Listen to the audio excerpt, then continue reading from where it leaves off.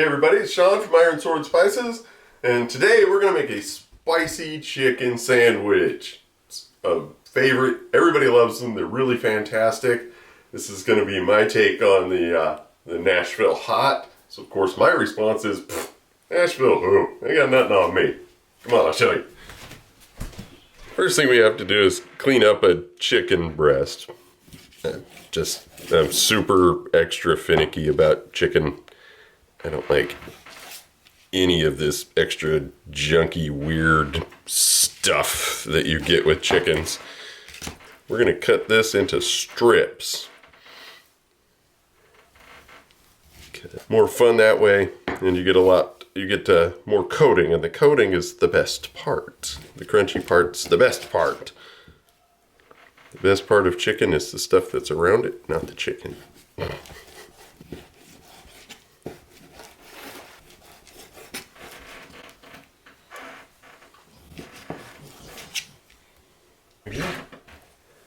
The next step is to just beat up a couple of eggs really quickly. And then we're going to add our appropriately named Nashville Who into our flour. Here, add a good bit. About 2 tablespoons of that in there. Now, if you don't like it super spicy, you can use a little bit less of this. If you're super not a spicy person, you can avoid it altogether. Just use salt and pepper. Or you can use our What the Cluck, or you can literally just do it just like this. And to appease the heat freaks in your house, you may want to take the Nashville Who, mix it in with a little bit of mayonnaise, and make a little dip for it or something like that for them. It'll keep them happy.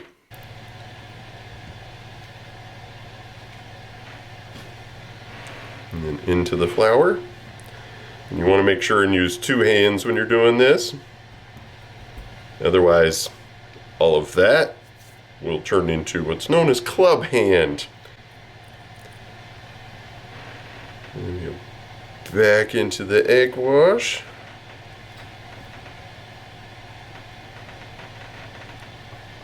Give it a little shake.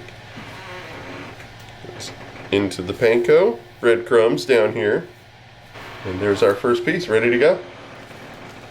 And we get the rest of these done and we'll pick up there. I use panko breadcrumbs because they're nice and crunchy. They cook up really nicely in the fryer.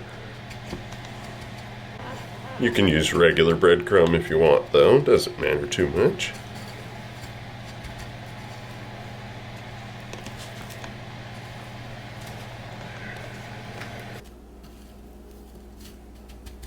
That's our last one. And we're gonna pop these in the fryer. If you don't have a fryer that's a standalone fryer like mine, that's okay. You can put it in a Dutch oven or just a big stock pot and bring the temperature of probably a quart of oil, a vegetable oil or a peanut oil. Bring it up to about 375 and just keep an eye on your temperature and works just as well. Alright, so we're just going to come over and drop them into the fryer. When you put things in the fryer, always kind of lean them away from you just in case it decides to splash on you. It's not fun. Boiling oil is not fun. That's why they used to dump it off of the top of castles on each other. Just do a few pieces at a time.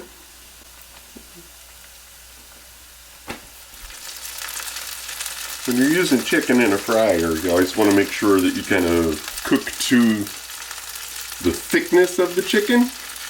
Like a thin piece of chicken is going to cook a lot faster than a thick piece, and it's, you know, sort of self-explanatory there, but you never know. Just use a little skewer to flip them over. And you can see they're looking really nice, golden brown and crunchy on the outside already. And these are thin enough, they should only take a few minutes per side. It's looking golden brown and delicious.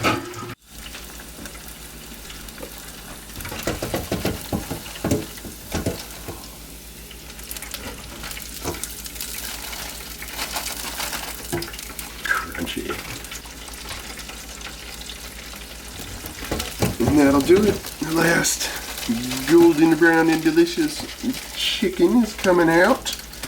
Now, if you don't want it super spicy, you can stop right here and just add a little bit of salt if you want. You can add any other seasonings you want too, but we are going hot, so we're going to finish these up. Little Nashville Who. Get them flipped over. It's always best to season fried foods right when they come out of the fryer.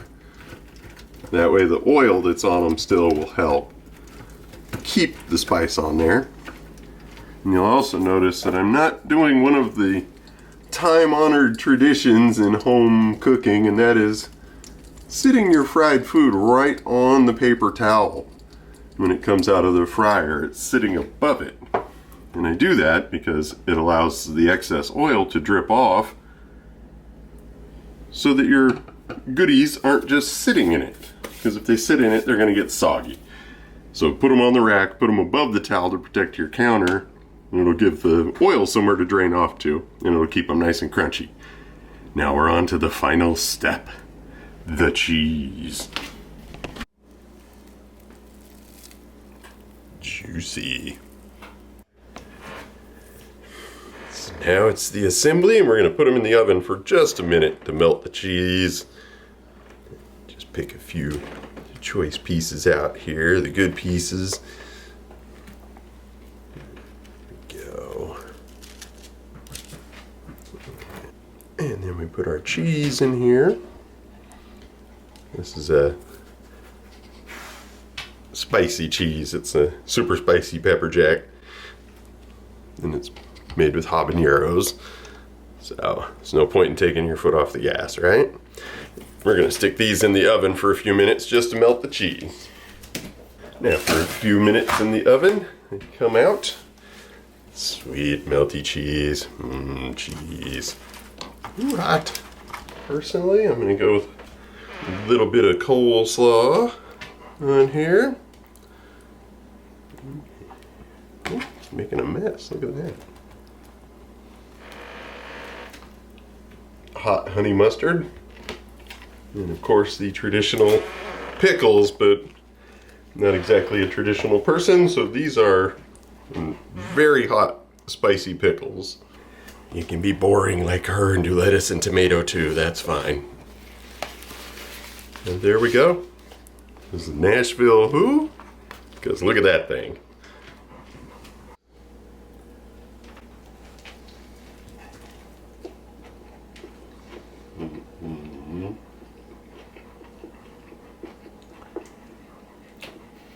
They find this, they're going to open an express train from Nashville to Augusta in our area down here.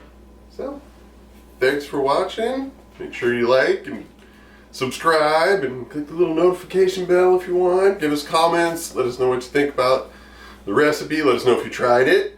That'd be great too. It's a super simple recipe. The one thing we did notice about it is that the entire thing, it took one chicken breast and overfed 2 people.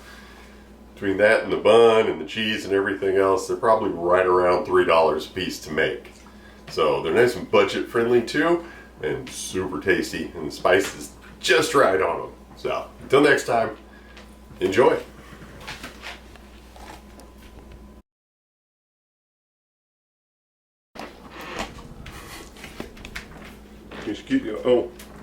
Oh. Instead of Nashville Who, maybe I should have called it Sous Chef Who. Clean his kitchen up. Be self-useful.